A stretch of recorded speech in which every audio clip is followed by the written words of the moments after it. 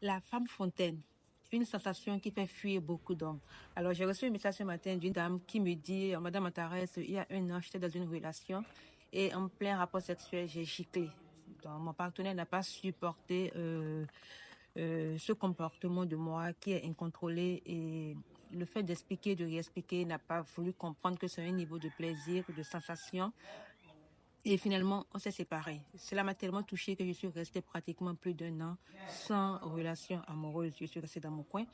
Et il y a quelques mois, je suis tombée sur un monsieur, franchement, pour qui j'ai vraiment de sentiments et c'est réciproque. On vit parfaitement nos premiers moments de rencontre, mais j'ai peur d'aller au-delà avec lui, peur de pouvoir m'exprimer librement en intimité et gicler une fois encore au risque de me retrouver seule.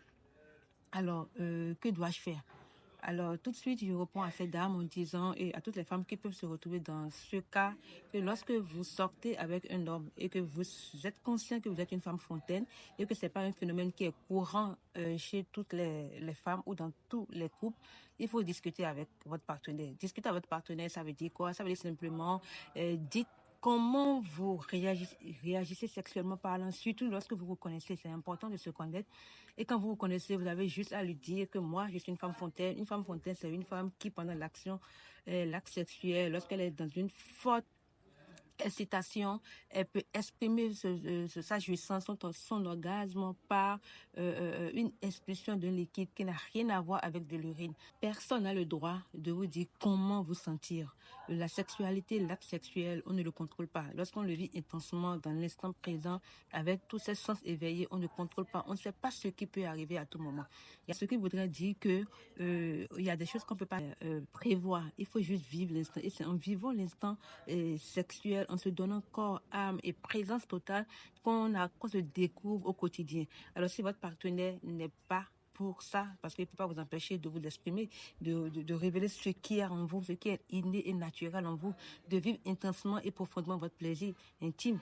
C'est pas possible. Alors, s'il n'est pas d'accord avec ça, c'est que ce n'est pas votre partenaire. Et ça ne sert à rien de continuer la relation, tomber complètement amoureux de cette personne au risque de souffrir. Donc, il faut battre le fait quand il est chaud. Et c'est au début de toute relation, comme je le dis, qu'il faut discuter de tout, parler de tout, mais parler surtout de la sexualité.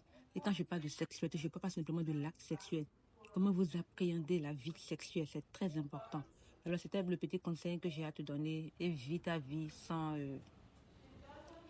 te laisser dicter quoi faire.